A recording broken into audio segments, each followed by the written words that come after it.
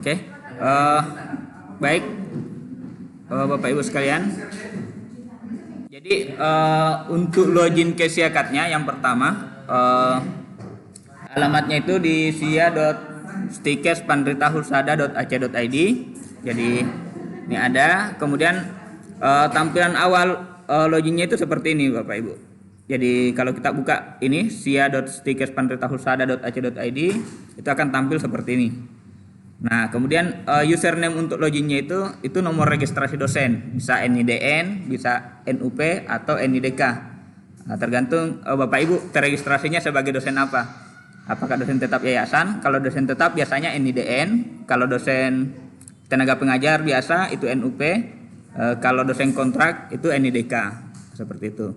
Kemudian passwordnya itu tanggal lahir 2 angka, bulan lahir 2 angka, kemudian tahun lahir 4 angka.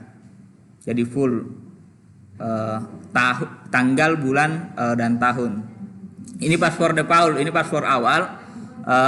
Yang nanti pada saat Bapak Ibu sekalian sudah login, itu tampilannya akan seperti ini. Jadi setelah login itu ada beberapa menu di sini. Mulai dari beranda ada SDM, mahasiswa, perkuliahan, dan ada laporan.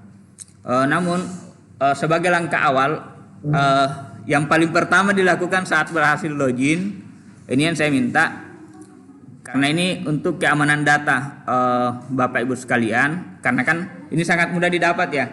Misalkan mahasiswanya tahu NIDN pasti mungkin anak bimbingannya tahu, tanggal lahirnya kemungkinan juga ditahu, karena di NIDN itu ada tanggal, bulan, dan tahun lahir. Nah, mahasiswa ini kan juga punya akun dan user dan passwordnya hampir sama, hanya dia terbalik. Kalau mahasiswa itu password defaultnya dari tahun, bulan, dan tanggal lahir.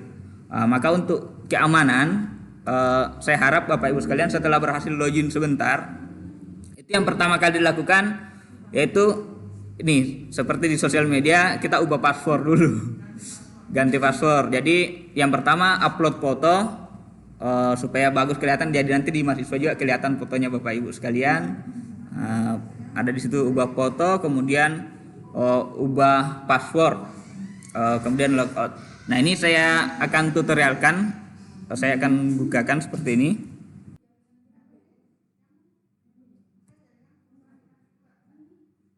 Kalau orangnya ada, jadi seperti ini Pak ya. Jadi setelah ketik username dan password pertama kali itu kita login seperti ini, maka tampilannya akan seperti tadi di slide. Ini tampilan awal, halaman awal GoPidernya untuk dosen. Jadi misalkan nanti di sini ada list pertemuan yang sudah kita buat, akan tampil di sini pertemuan, kemudian nilai yang belum diisi, mata kuliahnya semua akan tampil di sini. Nah, yang pertama kali dilakukan itu tadi pertama, kalau sebisa mungkin kalau ada foto itu diubah foto supaya kelihatan di sini nanti. Caranya seperti ini ya, klik ubah foto, kemudian klik ubah. Nah, nanti di sini fotonya maksimal 1 MB. Bagusnya pas foto yang ini.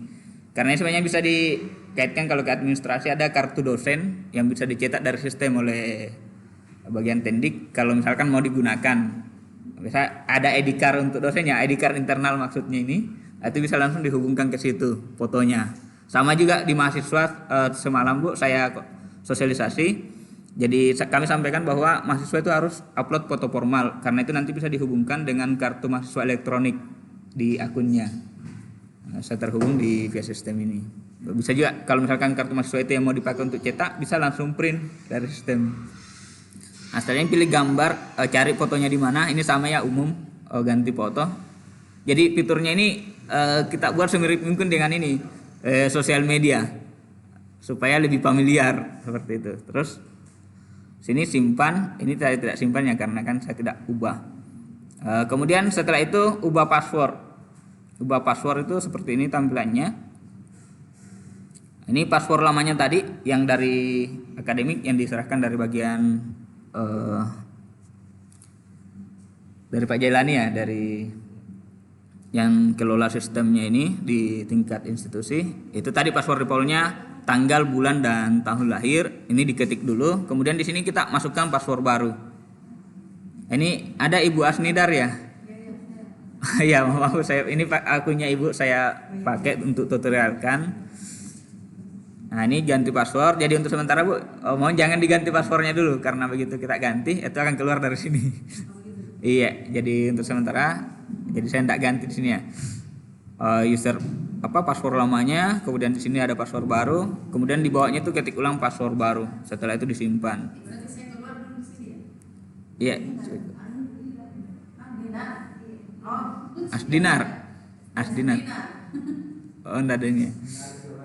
Nah, jadi ya. Oke, kalau sudah bu di login, kemudian simpan password, untuk memastikan bahwa passwordnya itu tersave, sudah terubah, kita logout kemudian login ulang dengan password yang baru seperti itu. Ini ada tombol logoutnya. Jadi ini juga karena kan kebiasaannya kita bu, ini kan bisa diakses dari komputer mana saja. Misalkan kita pinjam komputernya teman atau siapa, pastikan setelah selesai mengerjakan di situ, pastikan logout dari aplikasi. Karena bisa saja itu masih tersimpan historinya dan bisa terbuka. Jadi pastikan demi keamanan setiap selesai mengerjakan sesuatu, kecuali mungkin kalau di komputer pribadi ya, di laptop pribadi, ya memang hanya kita saja yang pakai. Nah, itu bisa di save passwordnya. Nah, tapi kalau kan sebaiknya di logout setiap selesai. Oke, itu di seputar ubah profil foto profil dengan password. Kemudian di sini ada fitur SDM. Fitur SDM ini nanti akan menampilkan data pribadi Bapak Ibu sekalian yang sesuai dengan yang terupdate di Sister. Namun saat ini saya belum hubungkan ke Sister. Nanti karena harus buat akun developer dulu dari akses perguruan tinggi. Nanti saya pandu Pak Jailani bagaimana caranya menghubungkan ke Sister. Jadi saat ini belum tergambar di sini, tapi kalau sudah terhubung itu nanti akan kelihatan profil Bapak Ibu sekalian di sini sesuai dengan data di Sister. Jadi pada saat misalkan kita akreditasi, asesor minta, ini pengalaman kami kemarin, asesor minta tampilkan profil dosennya, itu saya tidak perlu masuk lagi ke Sister, cukup buka Siakat ini, GoPidar ini, kemudian tampilkan semua dosen, karena di akun admin itu bisa melihat semua profil dosen. Jadi cukup satu aplikasi sudah tampil semua di situ. Tapi datanya tidak berbeda dengan data yang ada di Sister, karena dia menggunakan sistem API. Jadi apa yang terinput di sana di Sister itu juga yang tampil di sini, jadi tidak ada miss data. Ya, mungkin sudah bagus-bagus kita. Jadi makanya Bapak Ibu dosen ya cukup perbaiki datanya di Sister. Untuk aplikasi lain itu sisa menggunakan API. Karena Sister juga sudah membuka API untuk aplikasi lain. Jadi bisa terintegrasi seperti itu. Sama juga dengan ini aplikasi ini GoPidar ini dengan Neopidar untuk pelaporan ke Pedadikti. Itu sudah terintegrasi. Itu di fitur SDM. Tapi di sini hanya tampilan view. Untuk mengupload datanya, menginput data, menyimpan data itu tetap di Sister. Tapi di Siakat tidak perlu lagi menginput ulang, karena Siakatnya ini mengambil data langsung dari sana. Seperti itu. Jadi tempat menginputnya tetap satu. Tidak bolak-balik kita sudah menginput di Sister, ada Siakat harus input lagi di Siakat. Nah, tidak seperti itu. Jadi cukup satu kali saja di sumber data utamanya di Sister, karena kan dosen itu sumber utamanya di Sister, karena nanti juga sampai sekarang kan baru BKD Bu ya di Sister yang terintegrasi. Kemarin hasil pertemuan di pengelola Sister tingkat nasional itu nanti sampai ke penilaian angka kredit akan ditarik dari Sister. Nah, jadi mulai dari sekarang silahkan perbaiki di Sisternya masing-masing, apalagi kan sekarang Sisternya sudah Sister mandiri. Tidak perlu lagi menunggu kayak kemarin kita mau upload data kadang whoops apa dan lain sebagainya. Nah, itu satu kesyukuran karena masih banyak Bapak Ibu sekalian perguruan tinggi itu yang belum bisa mengadakan server mandiri untuk Sister. Oke, kemudian selanjutnya di sini ada menu mahasiswa. Nah, mahasiswa ini akan kelihatan daftar mahasiswa. Jadi kalau misalkan di sini kan ada sistem perwalian ya, Bapak Ibu sekalian. Misalkan kita punya anak mahasiswa bimbingan penasihat akademik atau anak wali, itu nanti kalau diinput oleh bagian akademik, ini yang input akademik ya. Jadi misalkan Ibu Asdinar ini dia anak walinya ada misalkan 10 sampai 20 orang itu akan tampil di sini di validasi KRS-nya. Namun di sini belum ya, karena ini tahap awal jadi belum tampil, tapi nanti akan bisa dilihat di sini anak walinya. Siapa-siapa yang anak bimbingannya di sistem perwalian itu akan tampil nanti di sini di validasi KRS. Nah, kemudian mahasiswa yang kita bimbing itu bisa kita ikuti rekam jejaknya dari akun kita, tidak perlu masuk di akunnya mahasiswa. Kita bisa ikuti rekam jejaknya, kemajuan hasil belajarnya setiap semester. Jadi betul-betul fungsi perwalian ini berjalan sesuai dengan standar akreditasi. Kan kalau standar akreditasi kan dosen wali itu mengikuti perkembangan peserta didiknya. Kalau selama ini kan mungkin waktu manual, mahasiswa harus bawa pada saat tanda tangan KRS, harus bawa itu lembar KHS-nya atau RHS-nya setiap semester. Nah, di sini kita bisa ikuti, sudah bisa dilihat dari sini sesuai dengan anak walinya. So, misalkan ini,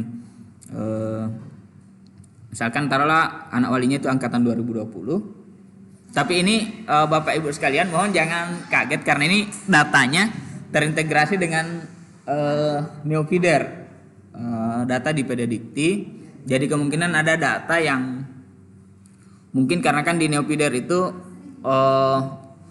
pelaporan itu berbatas waktu. Jadi kemungkinan ada data yang belum match betul, Pak ya. Taruhlah misalkan ini, Pak ya, saya mahasiswanya ini bisa dilihat dari akun dosen. Ini akun dosen ya. Jadi tidak perlu masuk ke mahasiswanya untuk melihat datanya. Taruhlah misalkan kita butuh, misalkan ini Astrati Ananda Effendi, ini anak walinya Ibu Asdinar. Misalkan dia bisa lihat di sini profilnya. Jadi kalau misalkan butuh sesuatu di sini kan ada nomor HP-nya mahasiswa. Jadi tidak perlu lagi kita cari di grup. Tapi ini di sosialisasi tadi malam ke mahasiswa saya sudah sosialisasikan untuk mengupdate biodatanya di sini, email dan nomor HP utamanya. Karena banyak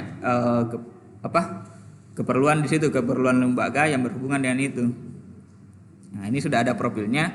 Kemudian di sini ada rencana KRS-nya apa semua. Kemudian ringkasan hasil studi, ini yang paling sering kita butuhkan di sistem perwalian. Jadi di sini akan kelihatan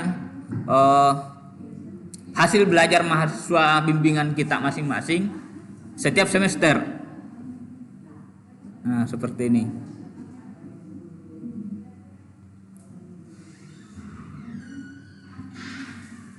Nah, itu ya kalau di menu mahasiswa. Menu mahasiswa kemudian daftar mahasiswa. Nah, seperti itu. Kemudian yang banyak kita lakukan di sini kan hanya tampilan untuk melihat, bukan menginput ya. Jadi tampilan view di sini. Yang banyak sebenarnya tugas kita di dosen, tupoksi kita di dosen di sistem ini, yang banyak itu di menu perkuliahan. Jadi di menu perkuliahan itu di sini kita bisa lihat jadwal perkuliahan, kemudian juga kita bisa lihat agenda harian perkuliahan, presensi ini untuk mengabsen mahasiswa. Kemudian di sini ada menu RPS, tapi menu RPS ini bisa digunakan bisa tidak. Ini masih opsional. Kalau saya model implementasinya bertahap, jangan langsung semua di explore. Minimal kalau saya targetnya minimal semester ini Bapak Ibu dosen bisa menginput nilai masing-masing. Semester depan bisa melakukan presensi online, karena ini kan kalau kita melakukan presensi online sekarang ini kan sudah berjalan perkuliahannya. Nah, seperti itu. Jadi minimal untuk targetnya ini kan sudah akhir Pak ya, sudah mau masuk akhir semester. Minimal nanti Bapak Ibu dosen bisa input nilai sendiri di sistem. Oke, jadi fitur pertama di menu perkuliahan itu ada jadwal dan kelas perkuliahan. Walaupun di sini tampilannya belum maksimal semua ya. Ini baru beberapa kita tampilkan karena masih proses penginputan di bagian akademik juga. Jadi akan tampil jadwalnya seperti ini. Ini sementara baru seperti ini.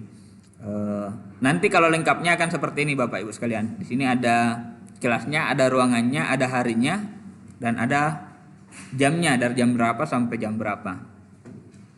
Nah, seperti itu. Jadi kalau kami di tempat kami istilahkan tidak ada lagi istilah bahwa dosen lupa di jam berapa dia mengajar. Karena sudah ada di akunnya masing-masing. Nah, kalau di sini kan sedengar ada sistem blok ya, ada sistem blok di mana kemudian ada sistem team teaching. Nah, itu bisa diteknisi karena kan di penginputan ini akademik itu hanya menginput hari pertama yang ditetapkan untuk dosen pertama.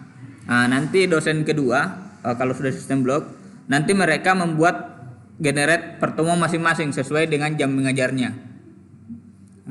Menunya itu ada di sini. Di tempat yang sama di perkuliahan, jadwal dan kelas perkuliahan, di sini ada tombol list pertemuan yang biru hijau ini ya, hijau toska.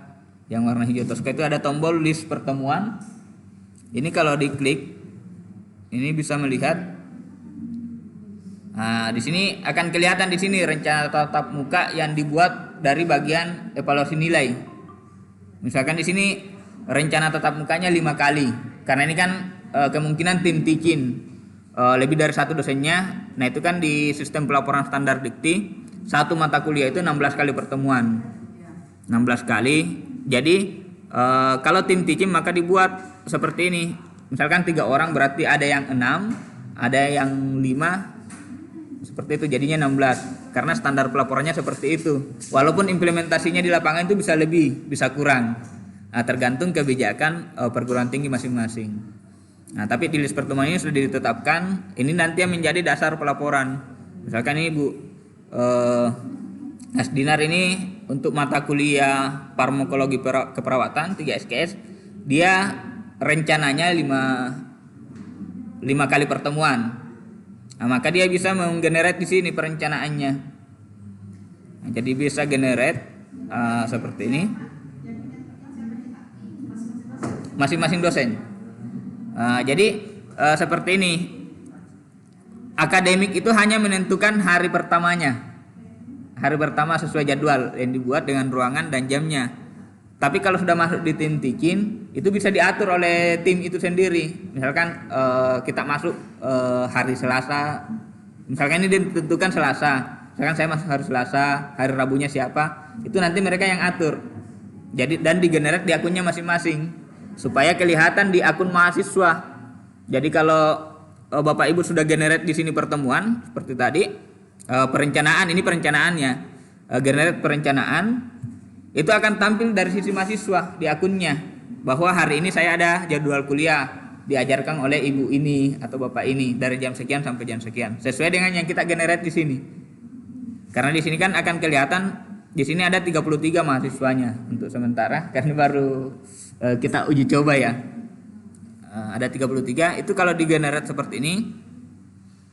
Jadi bisa generate langsung misalkan jumlah pertemuan direncanakan 5 sesuai dengan itu. Bisa juga tidak digenerate, ditambahkan satu-satu. Nanti kita mau pertemuan baru buat misalnya 1 hari sebelumnya. Karena kan biasanya kan Bapak Ibu dosen kan punya banyak kesibukan seperti itu. Atau bisa juga kalau misalkan kita sudah punya perencanaan, sudah jelas bahwa tanggal sekian saya mau mengajar selama 5 pertemuan itu atau lebih. Bisa langsung generate perencanaan seperti ini. Karena misalkan ini dia generate 4 kali dulu atau 3 kali misalkan dari 5 yang direncanakan dia generate.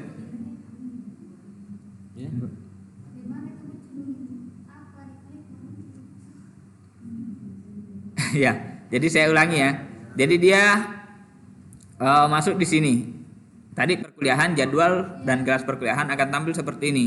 Kemudian di sini ada list pertemuan.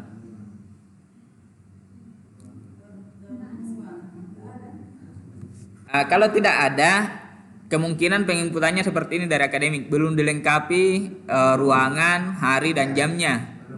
Nah, seperti itu makanya dia belum muncul.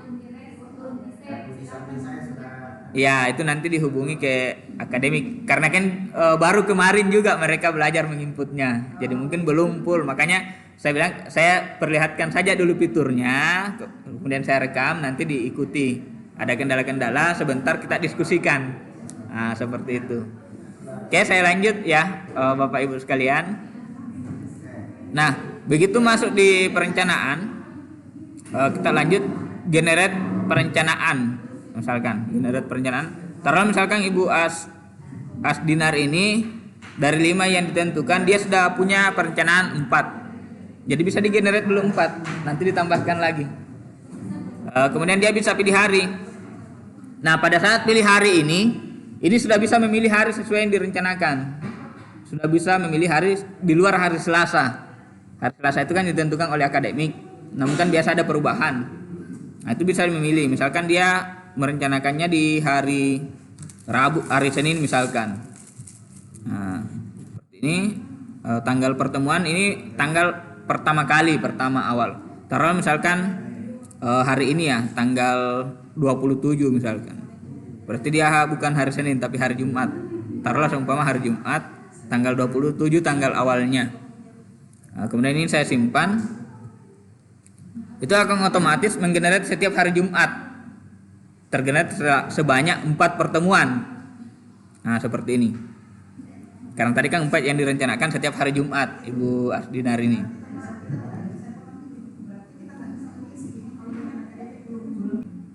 Nah, saya lanjut Bu ya. Misalkan ini hari Jumat ini, hari ini dia mau pertemuan. Jadi misalkan pertemuan berarti dia bisa langsung mengisi presensi di sini. Dia bisa langsung mengisi presensi. Ini mengabsen mahasiswanya.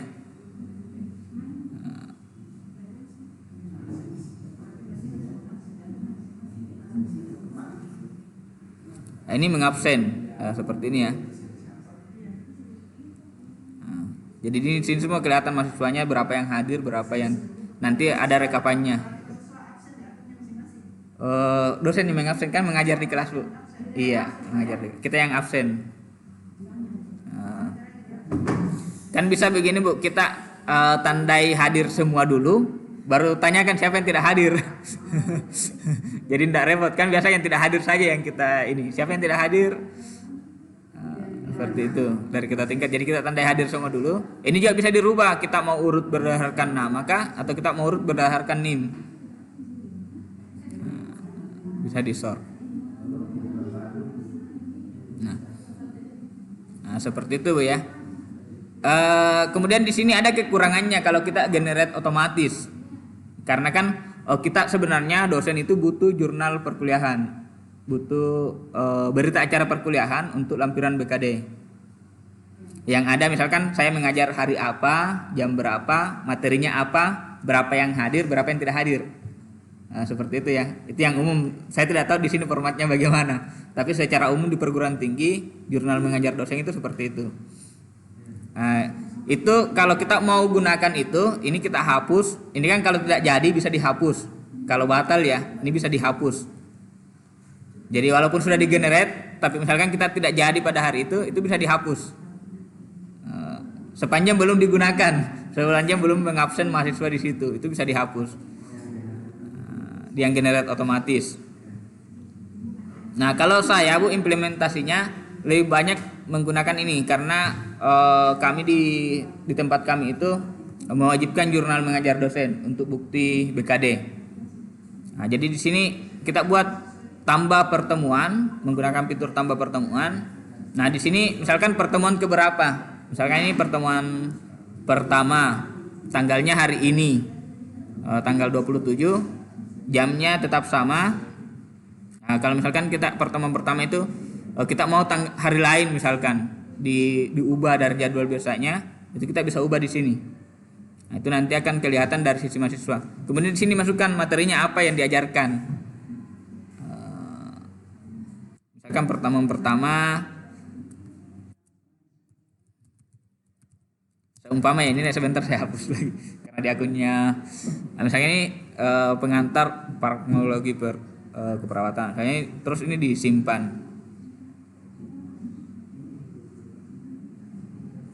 Nah, itu akan kelihatan di sini.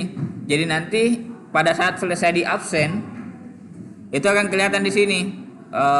Ibu Asdinar ini mengajar di hari Jumat jam 8 sampai jam 11. Materi yang diajarkan ini sekian mahasiswa yang hadir. Nah, seperti itu. Itu nanti pada saat di akhir bisa dicetak laporannya. ini jurnal mengajar dosen itu bisa di print untuk bukti BKD. Nah, misalkan ini semester 2.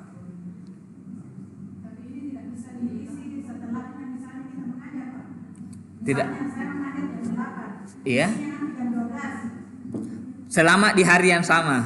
Misalkan kita lupa, yang penting dia belum lewat harinya, bisa diisi. Jamnya bisa lewat, yang penting tidak lewat hari. Karena dia kalau sudah lewat hari otomatis terkunci. Harus melapor lagi ke akademik untuk dibukakan kuncinya. Jadi repot di akademik buka tutup kunci. Oke. Karena sebenarnya ini tadi itu mata kuliahnya di keperawatannya. Nah, jadi ini kan bisa saja kan kita bukan hanya mengajar di keperawatan, bisa saja mengajar di kelas lain. Jadi ini tampil semua prodi yang ada di sini di internal. Nah, itu akan kelihatan seperti ini. Jadi misalnya ini dia mau cetak untuk kebutuhan BKD, jadi susah print di sini cetak presensinya. Itu akan tercetak seperti ini.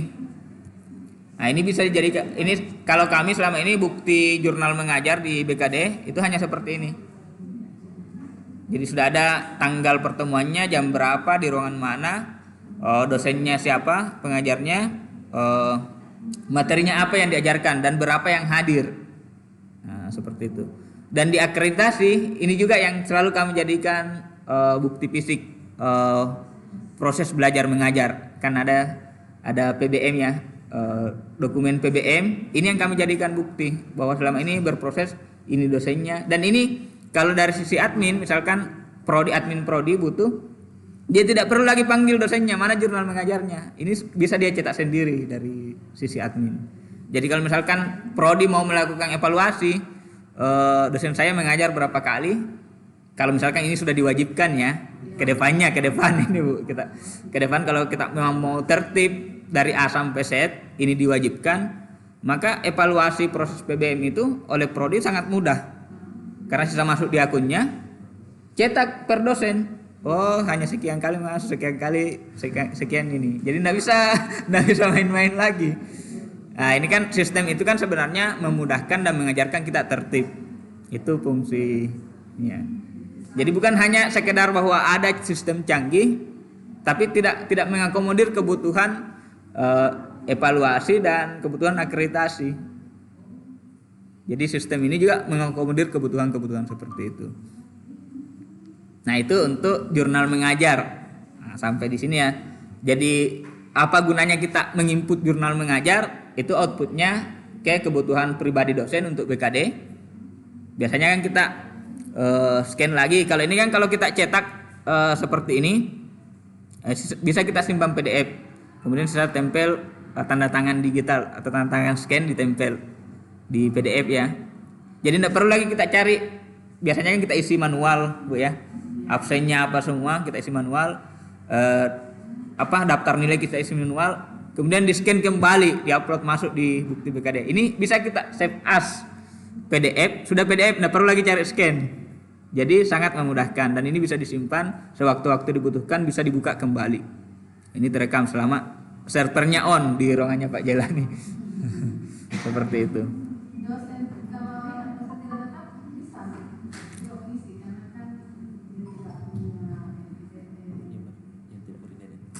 Dosen tidak ber-NIDN itu harus didaftarkan dulu akun, dibuatkan akun sendiri.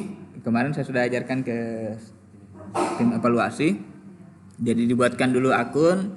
Kemudian karena kan sistem ini mengakomodir standar pelaporan, sementara dosen tidak ber-NIDN itu tidak bisa dimasukkan ke pelaporan. Misalkan dosen praktisi, misalkan dia spesialis di kebidanan misalkan, tapi dia bukan dosen, tapi kita butuhkan bidang ilmunya misalkan, itu bisa kita pakai mengajar, dibuatkan akun. Bisa juga menginput seperti ini, tapi modelnya dia pelimpahan. Nah di sini jadi tetap ada dosen pengampunya yang diakui oleh Dikti. Nah, seperti itu ya. Kemudian di sini ada tombol ini Bu, limpahkan mata kuliah. Ini ada tombol ya di sini di mata kuliah ini. Jadi tetap ada pengampu utamanya di internal yang terlapor ke Dikti. Itu nanti yang melimpahkan mata kuliah. dia klik seperti ini. Nah, kemudian ini kan baru satu dosen yang tidak ber-NIDN yang saya daftar kemarin, yang dicoba ini. Sisa dia pilih seperti ini. Pilih, maka akan ada keterangan di sini bahwa mata kuliah ini dilimpahkan misalkan ke Pak Gunawan karena dia belum ber-NIDN. Itu nanti akan tampil di akunnya, baru bisa tampil di akunnya Pak Gunawan mata kuliah ini setelah dilimpahkan. Iya, koordinator mata kuliah yang melimpahkan mata kuliah itu. Laporannya tetap masuk di kita, laporan SKS-nya, beban kerjanya tetap ke dosen yang ber-NIDN. Tetap bisa kelihatan di sini. Iya, kelihatan.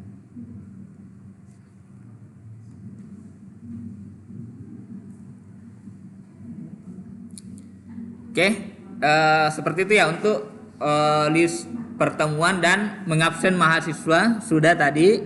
Nah, selanjutnya itu menginput nilai. Menginput nilai ya. Jadi di sini ada yang gambar toga warna kuning itu ada isi nilai. Nah, seperti ini ya. Jadi isi nilai. Maka akan tampil seperti ini. Nah, ini kemarin hasil diskusi kami dengan bagian akademik. Walaupun awalnya ini standar penilaian itu kan ada banyak ya, ada maksudnya soft skill, tugas, mid test, penal test, klinik. Nah, itu kemarin kita coba masukkan semua di sini, jadi bisa diinput di sini. Cuman pengalaman kami kalau dibuat seperti itu kan dosen sudah punya list biasanya ada file Excel yang dibuat untuk memudahkan penilaian akhir. Ada ya, semestinya ada. Makanya yang diinput di sini hanya nilai akhirnya supaya tidak terlalu banyak yang diinput. Langsung rekapannya karena kemarin kita uji coba dimasukkan semua list itu.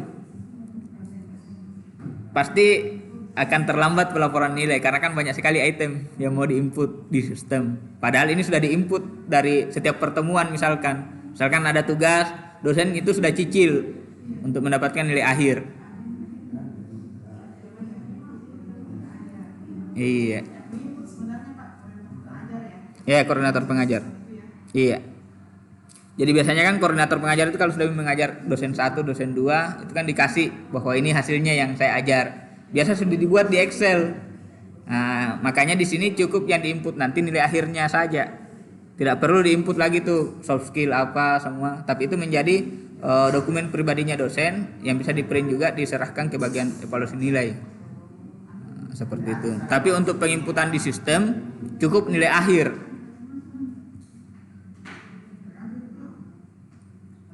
Kalau kemarin sudah kita coba dimasukkan semua bisa sebenarnya per persentasenya. Cuman kan ada kendala kemarin karena misalkan mata kuliah praktikum itu kan beda persentase bobotnya di soft skill dengan tugas. Iya.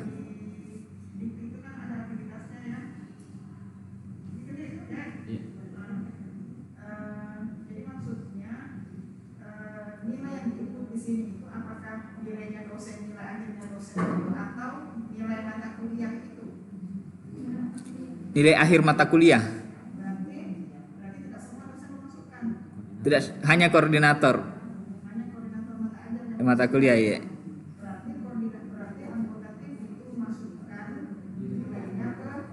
Koordinator, iya.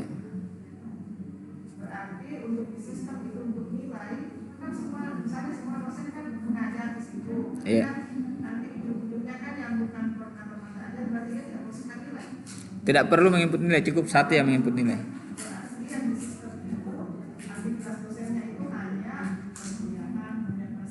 Membuat presensi betul. Tidak ada.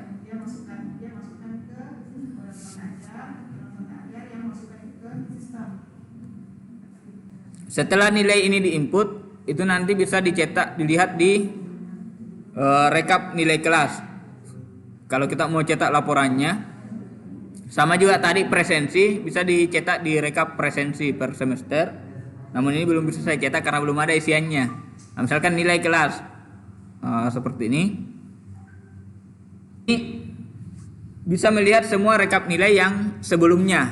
Misalkan biasanya kan kita BKD sudah lewat waktu penginputannya, jadi tetap bisa dilihat. Jadi misalkan di sini semester lalu misalkan kita mau lihat ganjil, sekarang kan genap. Kemudian di prodi mana misalkan, misalnya ini di ilmu keperawatan. Nah, ini nanti sudah diketik mata kuliahnya di sini, masukkan nama mata kuliahnya. Saya tidak tahu mata kuliahnya saya ya, seharusnya otomatis kalau ada. Bisa dilihat dulu di jadwal perkuliahan. Di ganjil kemarin ibu ini mengajarnya di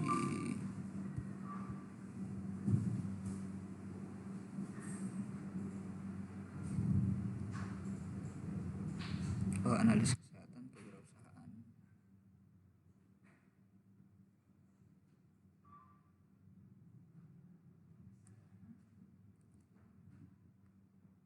Nah, ini akan muncul seperti ini Bu, ketika diketik kewirausahaan misalkan 1A. Ini sudah disetting tanggalnya. Misalkan mau dikasih mundur ya, karena kita lupa cetak yang lalu, bisa dikasih mundur tanggalnya. Tanggal penandatanganan maksudnya ini. Tanggal cetak penandatangannya bisa dikasih mundur. Kemudian tampilkan laporan. Maka akan tampil seperti ini. Misalnya dosen pengajarnya ini kalau lebih dari satu akan tampil di sini siapa-siapa yang mengajar. Kalau lengkap ruangannya dengan jadwalnya, karena yang lalu kan kita belum pakai sistem, makanya belum lengkap. Ini hanya menggenerate data dari Pedadikti. Nah, sepertinya akan kelihatan di sini nilainya. Kemudian yang bertanda tangan di bawah itu hanya ketua tim, dosen pengajar di sini. Nah, seperti itu. Itu untuk laporan. Ini bisa di print, bisa sama tadi, bisa save PDF, bisa langsung print juga.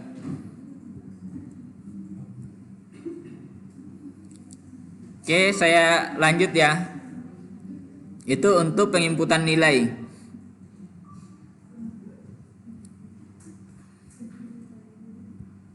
Kemudian selain penginputan nilai, ini karena ada pesanannya juga dari penjaminan mutu bahwa proses belajar mengajar itu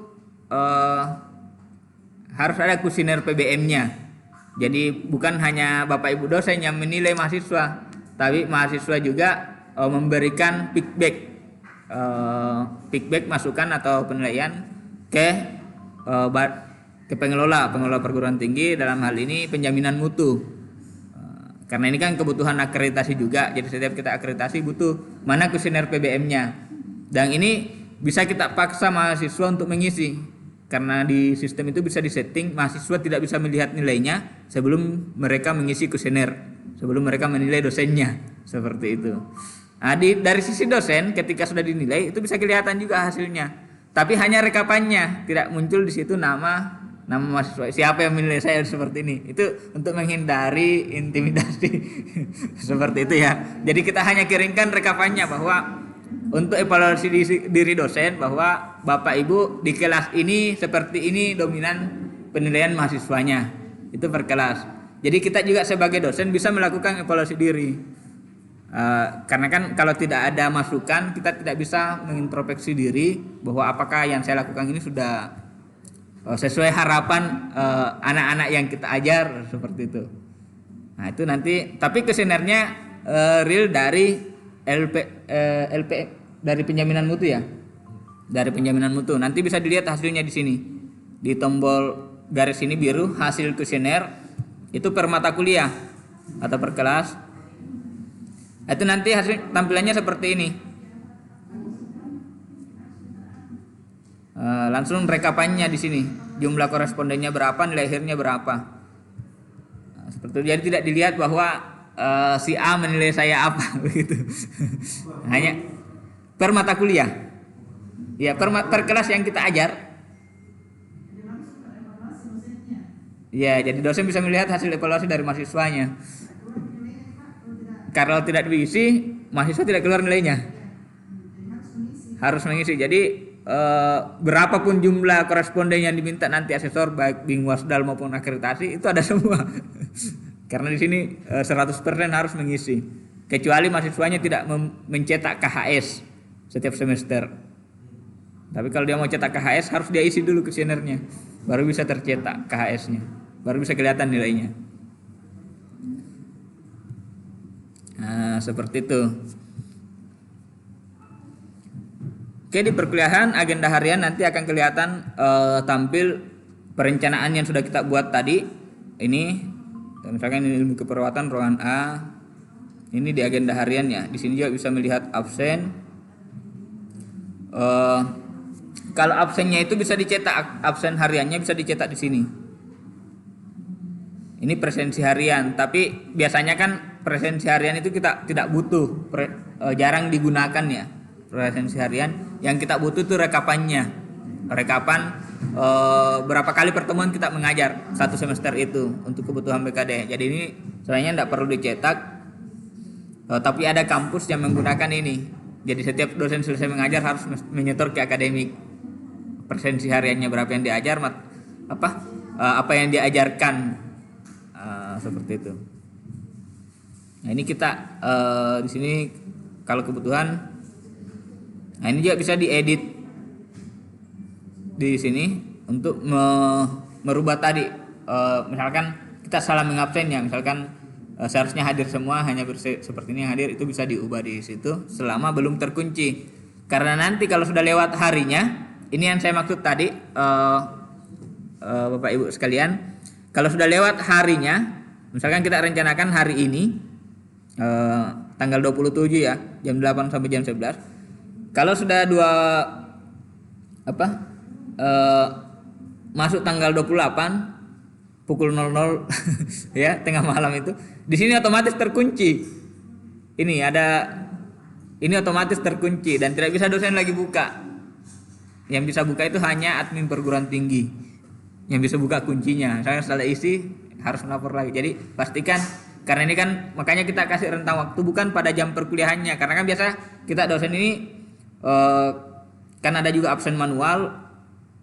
Biasa kalau selesai kita mengajar belum sempat ini, jadi masih bisa diperbaiki, yang jelas belum lewat harinya.